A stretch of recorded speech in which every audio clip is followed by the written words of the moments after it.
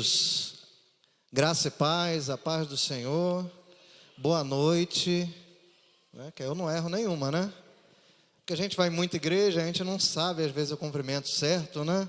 A gente chega em cada lugar, a gente encontra um cumprimento diferente, mas de um povo abençoado, de uma família que em um grande dia, né, vai ser reunida e vai estar morando no mesmo lugar. Amém? Quantos fazem parte dessa família que vai para o céu?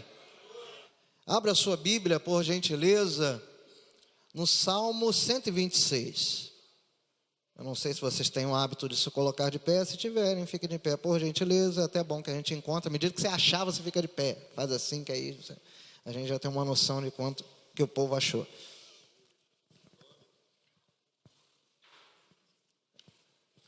É um salmo que a Bíblia nos fala que faz parte de um grupo chamado Cântico dos Degraus. Talvez na sua Bíblia, umas versões um pouco mais antigas estão ainda, tá ali no título, Cântico dos Degraus, né?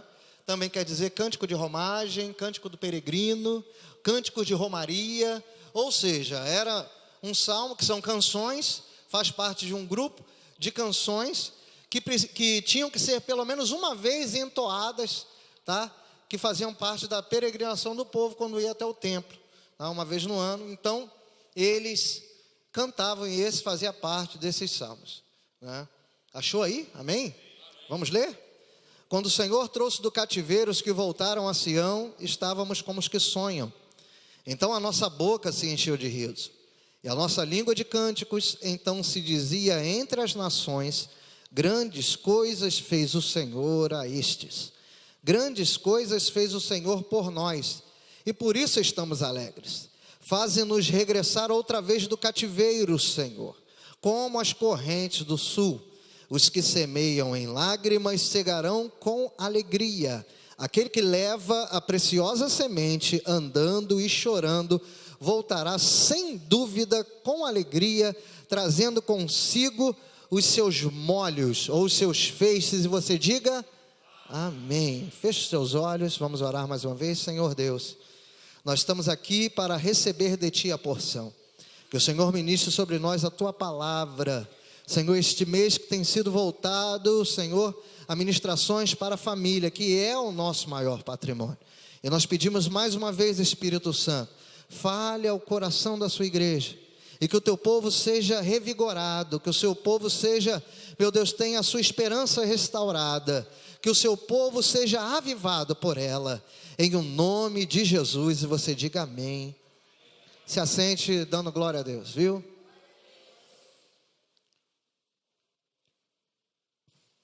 Essa instituição que é a família, que começa no Éden, que é criada por Deus, antes da igreja, né? A família foi criada.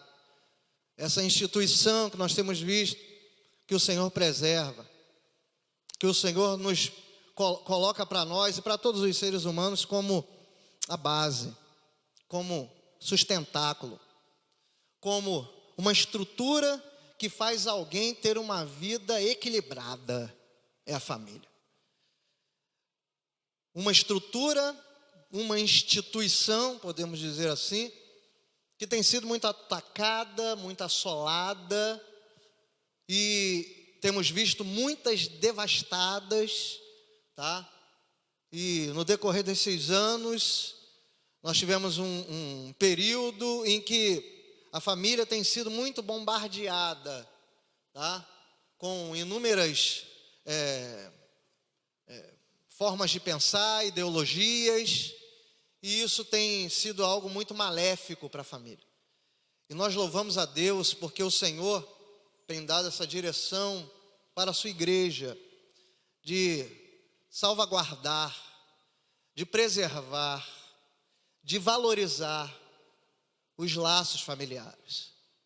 A igreja tem sido verdadeiramente um instrumento de Deus para cada dia fortalecer, né, zelar pela família. E nós louvamos a Deus porque o Senhor, Ele tem nos alimentado pela sua palavra. E fruto da intercessão, fruto de uma busca nós temos visto verdadeiramente Deus restaurando famílias, Deus abençoando pessoas e Deus trazendo alegria para lares.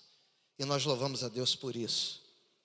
Quando nós olhamos para este texto aqui, queridos de Deus, nós encontramos aqui um texto que não tem um autor definido, revelado, mas um texto muito rico, diante desse grupo que nós falamos, dos cânticos do peregrino, ou de romagem, ou de romaria. Esse aqui é mais um que vai falar dos feitos do Senhor, que vai falar das grandezas de Deus.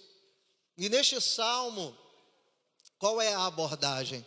O povo de Deus, a primeira geração do povo do Senhor, foi uma geração que foi temente ao Senhor, que serviu a Deus. A segunda geração, tendo a primeira como referência, também foi fiel a Deus. Mas a terceira geração foi uma geração que, meio que carente de referenciais, ela vai quebrar a aliança com o Todo-Poderoso, vai se voltar para a idolatria, para a imoralidade, para inúmeros pecados que Deus tanto abominava. Esse povo vai pecar, esse povo vai fazer muita coisa que desagrada a Deus. Nós conhecemos muito bem a história. O povo já havia passado por um grande cativeiro, que foi no Egito, tá? E mais uma vez o povo, diante de uma rebeldia, Deus vai trazer juízo. E esse povo agora vai ser levado pela segunda vez, agora por um cativeiro um pouco menor, mas levado pela segunda vez agora, primeiramente pela Síria, o reino do sul, depois por Babilônia, que leva o reino do norte, enfim. E o povo vai ficar cativo por 70 anos em Babilônia. O povo está ali em Babilônia cativo durante 70 anos. Até que o Senhor, de uma forma sobrenatural, Ele vai usar um ímpio, né? Vai usar alguém incrédulo, alguém que não tinha uma linhagem israelita. O rei Ciro vai ser usado, Deus vai falar com ele, Deus vai mostrar a ele que ele precisava liberar um edital, um decreto, para que o povo fosse livre e retornasse para a sua antiga pátria. E após 70 anos, vai ocorrer o que Isaías e Jeremias chamam, que os teólogos também denominam de profetizaram. Isaías e Jeremias profetizam, e os teólogos chamam de o segundo êxodo.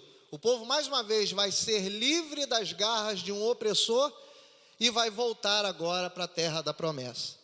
O povo então estava devastado no cativeiro, e agora o povo vai regressar para a sua antiga pátria para reconstruir o que havia sido devastado e destruído. Nós vemos aqui uma história que nós podemos ter a plena certeza de que tinha um cunho muito familiar, que é totalmente voltada para a família, porque nós vamos ver pessoas que até então estavam sendo subjugadas, e agora elas recebem a liberdade, e elas saem do cativeiro, e elas reconstroem a vida. E da mesma forma, o Senhor tem feito comigo e com muitos aqui, acredito que com você, porque até algum tempo atrás, também estávamos subjugados, escravizados nas garras de um opressor. E o Senhor nos trouxe a libertação, e a Bíblia vai dizer para nós que se pois o Filho do Homem vos libertar, verdadeiramente sereis livres. Fomos livres, saímos do cativeiro e agora nós estamos reconstruindo, buscando a restituição para a nossa família. Quantos creem que Deus tem uma restituição familiar aqui hoje? Pois bem, olhando para esse texto aqui, eu quero extrair algumas lições para nós. Quero compartilhar com vocês aqui algumas lições, para que a gente possa verdadeiramente entender qual é o propósito de Deus para nós na noite deste dia. O texto vai nos mostrar, e eu queria que você acompanhasse, eu quero expor aqui os versículos. O primeiro versículo vai dizer para nós que quando o Senhor trouxe do cativeiro os que voltaram a Sião, estávamos como os que sonham. Pois bem, Ciro dá o decreto, o povo regressa, e como havia sido algo sobrenatural, como após 70 anos, que é muito tempo, após 70 anos de espera, Deus cumpre com a sua promessa. Afinal de contas, Ele não é homem para que minta, como nós cantamos aqui, nem filho do homem para que se arrependa. Ele vela pela sua palavra para a cumprir. E Deus, no cumprimento da sua palavra, Ele realiza a libertação do povo. E após 70 anos, o povo é livre para voltar. E eles têm um sentimento muito grande, muito alegre no coração. Havia uma expectativa muito grande. Eu queria desenhar um pouco a cena e compartilhar isso com vocês. Eu imagino agora aquele povo, depois de 70 anos cativos, né? Eles estão regressando para a sua antiga pátria. Imagino eu alguns pensando assim: olha, eu vou reconstruir o que meus pais começaram. Eu vou restabelecer a minha família, eu vou novamente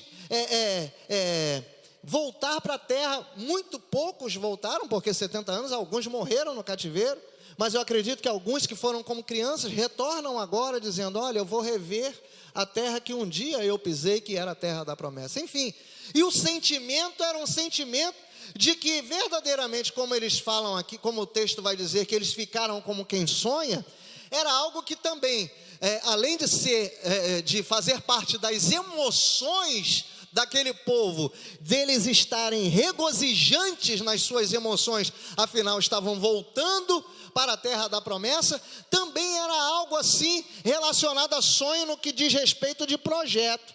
O povo agora regressa traçando metas, o povo regressa com objetivos, o povo regressa com ideais, né? E aí o que me chama a atenção? Quantos aqui têm sonhos para a sua família? Né? Todos. E a gente, quando se fala de sonho, não é aquela guloseima que eu não como mais, que está na padaria, né? Que muitos gostam muito de comer, que se fosse fazer não comia mais aquilo, só engorda. Mas a gente vai falar justamente disso, desse projeto, desse plano, desse ideal. Nós temos planos para a família, nós temos planos para os filhos. E aí, quando nós nos colocamos nessa questão de sonhar, tá? Há uma música secular que vai dizer algo que eu discordo totalmente, que vai dizer que sonhar não custa nada. Era um samba, eu acho, né? Escola de samba, uma coisa assim. Muito pelo contrário. A gente sabe muito bem, Débora Botcher, ela vai dizer que quem disse que o preço dos sonhos é baixo? Sonhar não é barato, né? Sonhar é algo que desprende inúmeros preços a serem pagos, né? Robert James Waller, ele vai dizer: a vida nunca é fácil para aqueles que sonham. Concordo plenamente com ele. Quando a gente vai falar de sonho, Vitor Hugo ainda vai dizer assim: não há nada como um sonho para criar um futuro. Quem não sonha não tem futuro, né? E Vitor Hugo vai dizer que não há nada como um sonho para criar um futuro. E ele vai dizer assim: utopia hoje, né? Carne e osso, ou seja, realidade amanhã. Aleluia. Você pode dizer aleluia? Qual é a maior dificuldade do sonho, creio eu? É esbarrar com a realidade. Qual é a maior dificuldade de se sonhar, pastor Marco Aurélio, pastor José Wellington? É esbarrar com a realidade que contradiz a direção em que o sonho vai. A Bíblia vai dizer para nós que aquele povo agora vai chegar de novo em Israel. E eu me recordo que Neemias estava lá em Suzana, Fortaleza, trabalhando, e Anani, ele vai trazer um relatório que tem a ver com isso aqui. Anani vai chegar e vai dizer para Neemias assim: Jerusalém está com os muros derrubados e com as portas queimadas. A cidade estava devastada, afinal de contas o povo tinha sido levado cativo, e qualquer viajante que passasse por ali saqueava a cidade. E a cidade agora está devastada. O Estado de Israel está devastado. Jerusalém está destruída. O povo vem sonhando. mas esbarra com a realidade caótica de Jerusalém. E eu quero aqui fazer uma comparação aqui com você aqui. Não precisa responder se você não se sentir confortável para isso. Quando a gente lembra de sonho de realidade, acontece uma coisa muito interessante. Quantos aqui, não precisa levantar a mão, já tiveram um sonho muito bom? Sonho maravilhoso. Dormiram, tiveram um sonho maravilhoso. Mas na melhor parte do sonho você acordou. Né? Todo mundo, né? Aqui é 100%. 100%. Mas a pergunta que eu quero te fazer, eu não vou falar para você levantar a mão, porque pode ser que você fique constrangido com isso. Mas eu acredito que 99,999% já fez isso. Né? Acordou. Aí a pessoa pensa assim, eu vou voltar a dormir.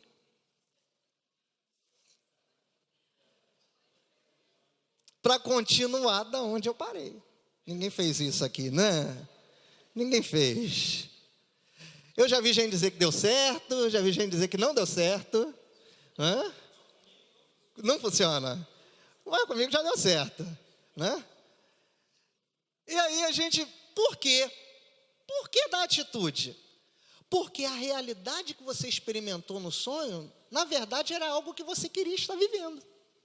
E você tentou dormir de novo para desfrutar um pouco mais daquele momento maravilhoso que você passou. Não é isso? E aí o que nos chama a atenção aqui? Quando nós olhamos para o texto aqui, nós vamos ver um exemplo de um povo que agora regressa e que tem esse choque com a realidade diante do seu sonho.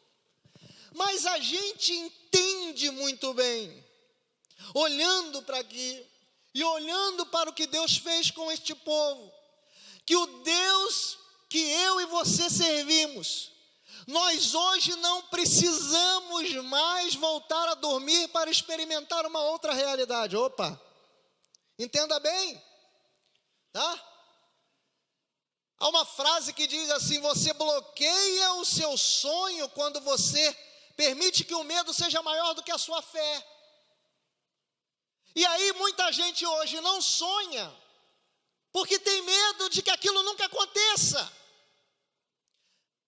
Mas o que nós precisamos entender, irmãos, é que o Deus que nós servimos é um Deus que eu não vou precisar dormir para desfrutar de algo bom, porque Ele tem poder para transformar a minha realidade. O povo que ontem estava no cativeiro, hoje já estava livre. E eu vim aqui para dizer para você o seguinte, pode ser que hoje a sua realidade seja uma, mas eu libero uma palavra que o seu sonho pode se realizar, e Deus vai mudar a realidade da sua vida. O Senhor mandou dizer para algumas pessoas aqui, dizer assim, volte a sonhar. Volte a sonhar, Deus ainda realiza sonhos.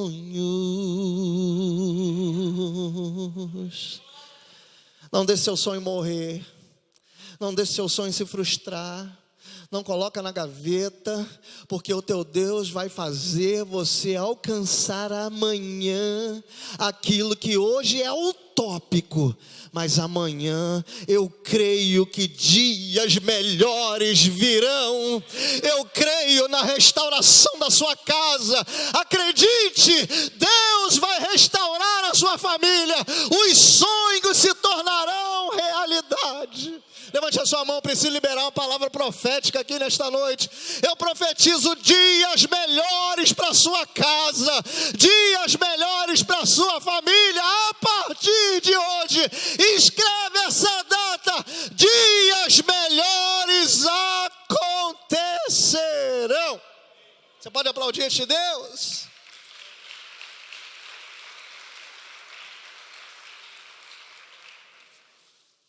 O sorriso, versículo 2, acompanhe comigo.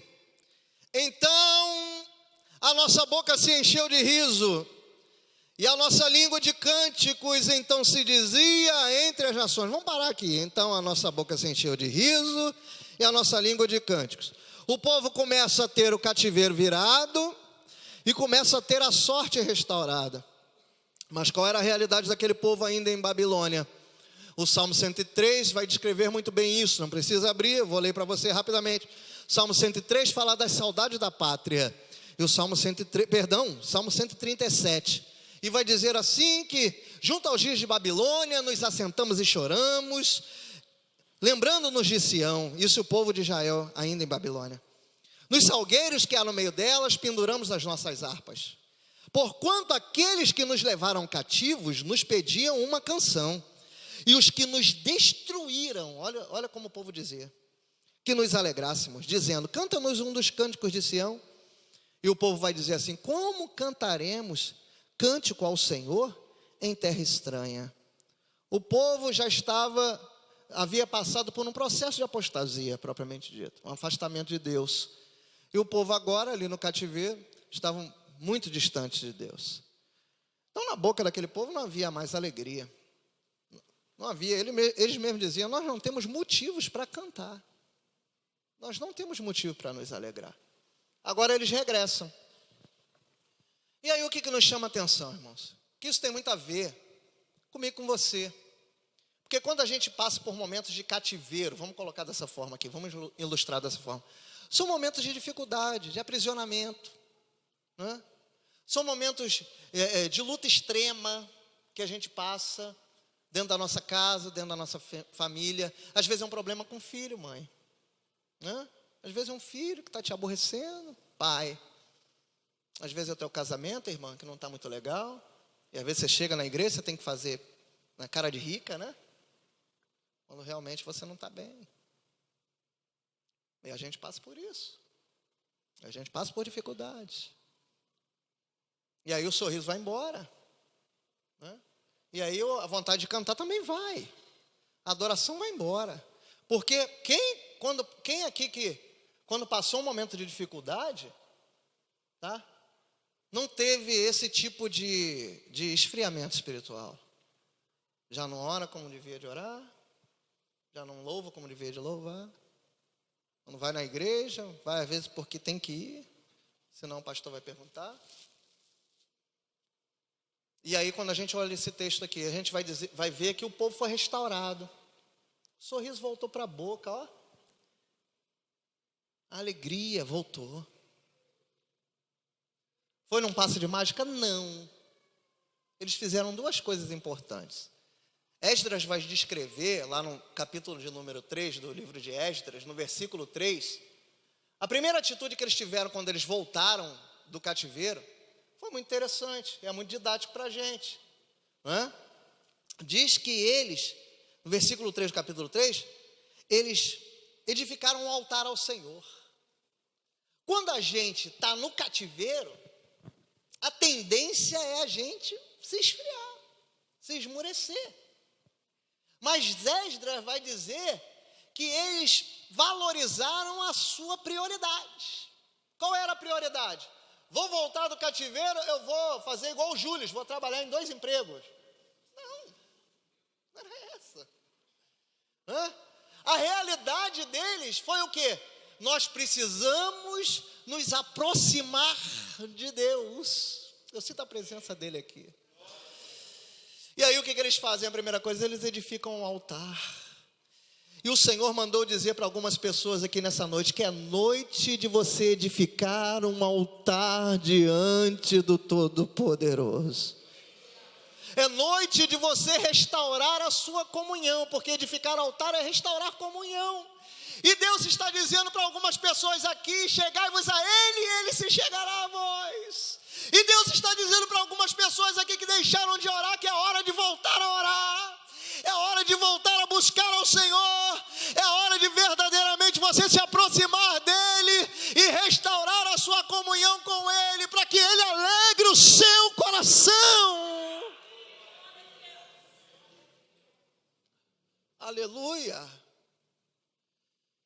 E a segunda coisa que eles fizeram, a segunda prioridade, Eles firmaram os alicerces do templo. O templo estava destruído. E eles agora firmam os alicerces. O que vem a ser isso? Eles restauram a comunhão com Deus, edificando um altar. E quando eles firmam os alicerces do templo, aponta para uma volta, um retorno à devoção, ao trabalho. Acredito eu, nos meus 18 anos como pastor de igreja, que não faltou momento em que um obreiro, um crente daqui da igreja, chegou no gabinete dos senhores e falou assim: estou passando um momento difícil demais. Me dá umas férias. Eu tenho uma função, eu tenho um carro, me libera. Né? Deixa eu paradinho um pouquinho, porque eu estou passando um momento difícil. Né? Pode ser que esteja alguém até aqui de férias hoje, de recesso. Dá uma licença. Mas aquele povo vai nos mostrar algo interessante. Aquele povo vai nos mostrar que eles firmam os alicerces do templo. Eles voltam a trabalhar. Eu quero contar mais uma situação para você.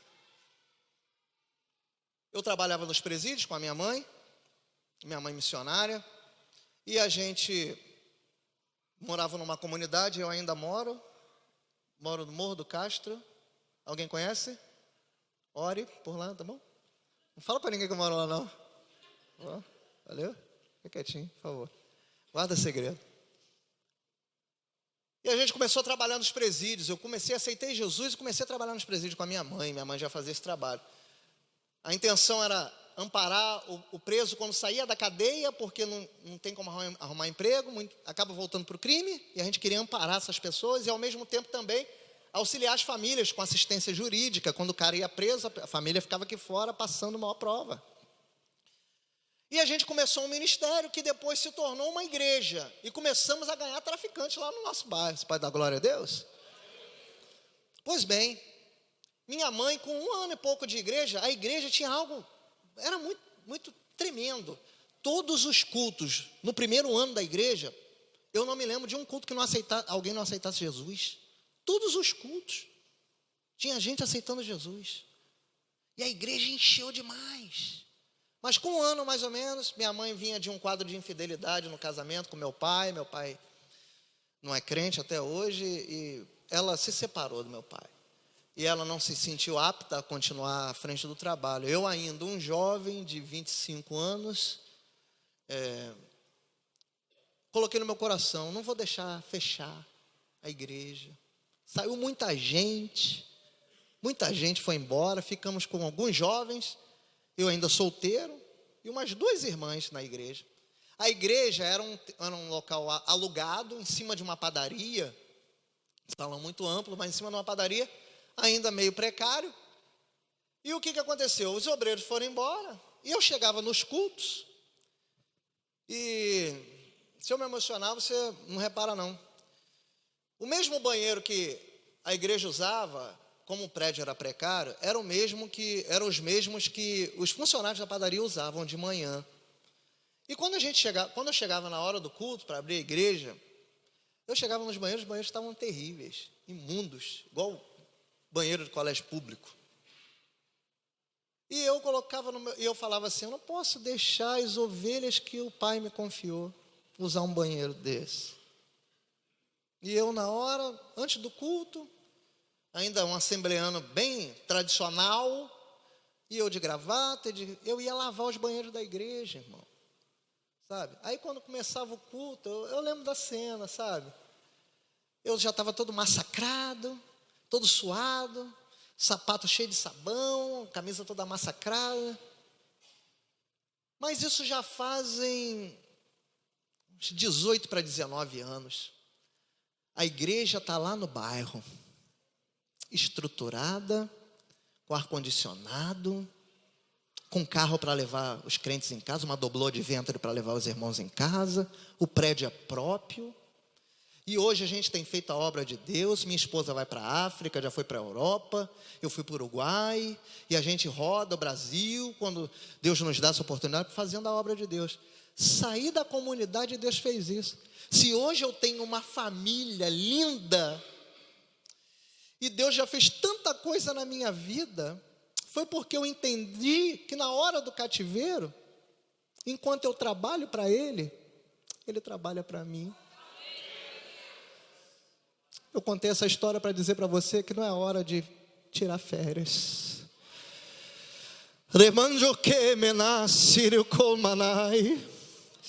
Se você está hoje no cativeiro e você está em recesso, eu vim aqui na autoridade do Espírito Santo para dizer para você: arregace as mangas, volte ao trabalho, porque a recompensa de Deus virá.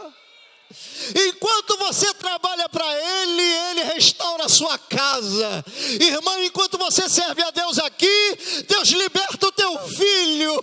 Pai, enquanto você está aqui, Deus providencia o sustento do teu lar.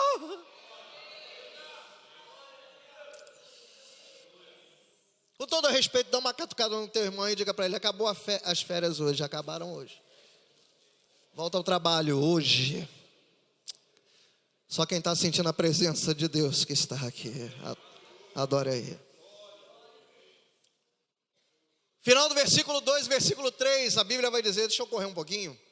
A Bíblia vai dizer o seguinte: então, a nossa boca se encheu de rico, a língua de cântico. Grandes coisas fez o Senhor a estes. Grandes coisas fez o Senhor por nós, e por isso estamos alegres. Nós vemos aqui, senhoras e senhores, duas reações. A primeira reação são dos povos, que quando o povo de Israel foi devastado, os povos ao redor, eles viram Israel, e a gente encontra na Bíblia, eles zombando onde estava o Deus de Israel, que não os livrou, né? Onde estava o Deus deles, que não era poderoso, enfim. Foi uma zombaria muito grande. Mas quando o povo sai do cativeiro, eles viram o que Deus tinha feito. E aí automaticamente eles vão dizer: grandes coisas fez o Senhor a este. O que eu entendo aqui? Eu entendo que eu e você passamos pela mesma situação. Eu entendo que eu e você muitas vezes somos zombados. Muita gente, a gente é considerado pela sociedade como um povinho, como gente ignorante, como gente até indouta. E aí a gente vê pessoas dizendo assim: é crente, olha lá, é crentezinho, né? E aí, às vezes na nossa vizinhança, há pessoas dizendo assim: olha lá a casa do crente, olha lá o crente, né? Olha o crente que o filho está nas drogas, olha o crente que a filha só volta de manhã, olha o crente que a esposa foi embora. Enfim, são situações em que as pessoas zombam de nós. Mas nós também precisamos entender o quê?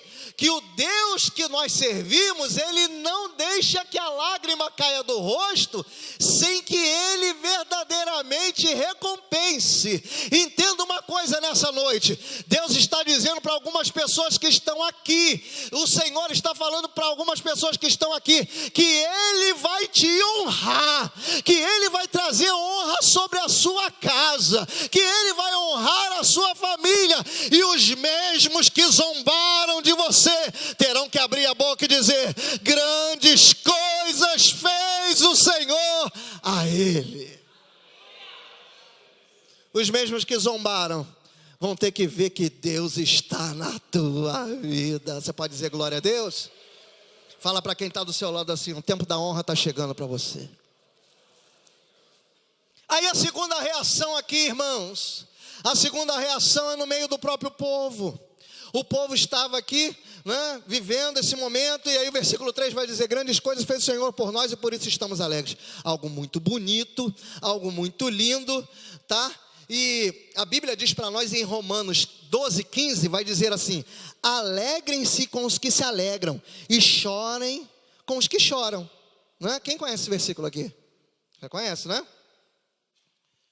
O maior problema, naquela época bacana, mas o maior problema da gente ver a reação entre os nossos é hoje, rapaz. A gente está passando por um período muito difícil, porque nem todo mundo se alegra com a vitória da gente.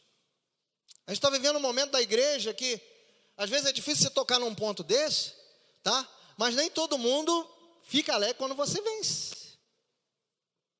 Tem gente que fica chateado, tem gente que não gosta. E aí, qual é a moral que a gente chega? Quando alguém vence na vida, no mínimo, a gente vai ter 2 tipos de pessoas que vão ter reações perto da gente. O primeiro são os admiradores. Vai ter gente que vai bater no teu ombro, vai dizer, parabéns. Mas vai ter gente que vai ficar chateado, que é invejoso, vai ter inveja. E aí, o que nos chama a atenção? Aquele povo se alegrou, porque a vitória era coletiva. É a pluralidade da bênção, né? Eu preciso entender o quê? Que se meu irmão vence, a vitória é minha também. Se meu irmão está vencendo, a vitória é minha também, tá? Não é a gente ficar nessa, né? Quem te viu passar na prova e não te ajudou, né? Não, vai me ver no palco. A gente precisa se alegrar na vitória do irmão. Nós somos uma família. Você traz a sua família que se agrega a uma família maior. Você trouxe a sua família que faz parte da família Oásis. E hoje nós estamos aqui. E a gente precisa entender o quê? A gente vê muito crente bobinho, irmão.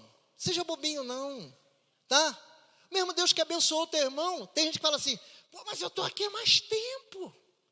Caraca, vou usar um termo de jovem. Caraca, eu estou aqui um tempão e a vitória dele chegou e a minha não chegou. Fica tranquilo, irmão. O mesmo Deus que abençoou ele vai te abençoar. Você crê nisso? Tá? E é assim que a gente vai ficar melhor. É assim que a gente vai vencendo. Então eu queria que você, sem nenhuma formalidade, você olhasse para quem está do seu lado e dissesse assim, eu vou me alegrar na tua vitória. E você vai se alegrar na minha.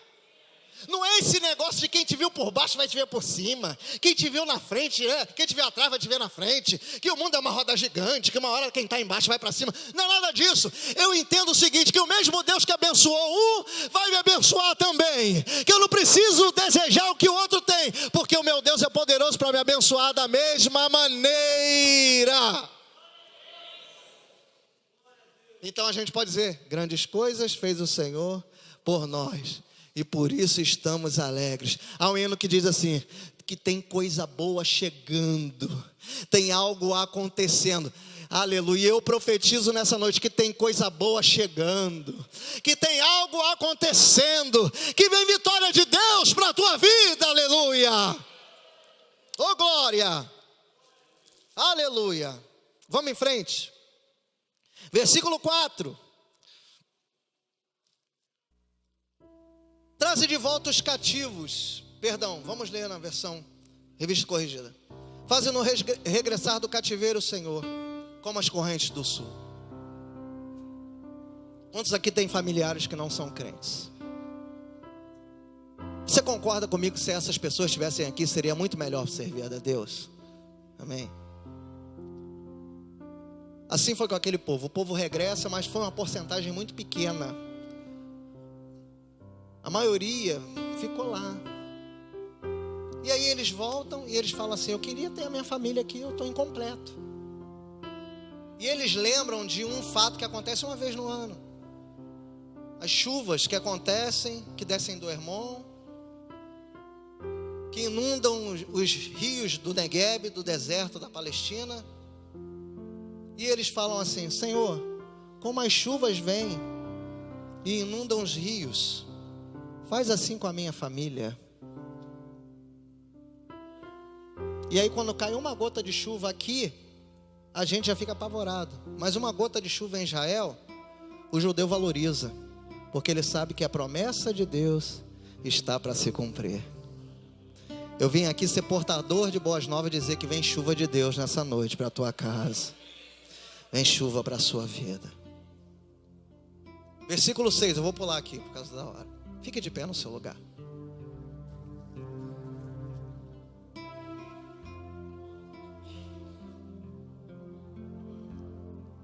Aquele que leva a preciosa semente, andando e chorando, voltará sem dúvida com alegria, trazendo consigo os seus feixes. Eu vejo 2 coisas interessantes aqui logo de início. Eu vejo primeiramente, quando a Bíblia diz que é o semeador. É aquele que não tem identidade, que não tem nenhuma descrição a seu respeito. Ou seja, qualquer um de nós pode ser um semeador, amém? O Salmo vai conduzir agora, vai levar o povo para falar a respeito de semente, de colheita, porque era o forte de Israel, era o sustento de Israel. E aí a gente vai perceber que vai dizer que aquele que semeia, ele tinha duas características. A primeira delas é que ele estava andando. Diga comigo, andando. O semeador estava andando, fala forte, andando. Movimento, atitude. Tá? Há um termo na física chamado inércia. A maioria sabe aqui o que quer dizer inércia. O corpo, quando ele persiste em estar no estado de repouso, ou seja, imobilidade, falta de movimento, isso é inércia. É algo parado. E às vezes, queridos, o cativeiro, as lutas da vida nos levam a uma inércia espiritual. Eu já vi muita gente dizer assim: já orei muito pela minha família, chega, não oro mais. Chega, não consigo, não vejo jeito. Mas o que eu li no dicionário, pastores, a respeito da inércia há um parêntese, pelo menos no dicionário que eu li, eu acho que foi um informal, que dizia assim: até que uma força venha e estimule o corpo a sair dessa situação. E quando eu li, Deus falou claramente para mim assim: os semeadores inertes, eles precisam ser estimulados. E aí o que Deus falou para mim? Fala para eles que o meu Espírito Santo é que vai fazer eles saírem dessa situação. Deus nessa noite está trazendo movimento aqui hoje. Deus nesta noite está impulsionando você e dizendo assim: que os seus sonhos não morreram, que a tua família não está perdida e que você precisa se movimentar, porque só colhe quem semeia. E Deus está dizendo para você aqui: não desista da tua família, não desista do teu patrimônio. E a segunda coisa é que o semeador, ele estava chorando. É o que Charles Spurgeon vai transcrever como a oração líquida, o ministério das lágrimas. Quantas vezes a gente já não chorou com a família? A gente já não chorou por um marido, né, mãe? Você chorou quando você viu seu filho com más companhias.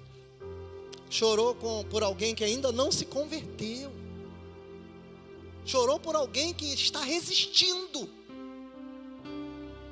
Mas eu acredito que tem gente chorando, que tem gente que chorou e a pessoa está aqui hoje. E aí eu descobri por que o semeador chorou.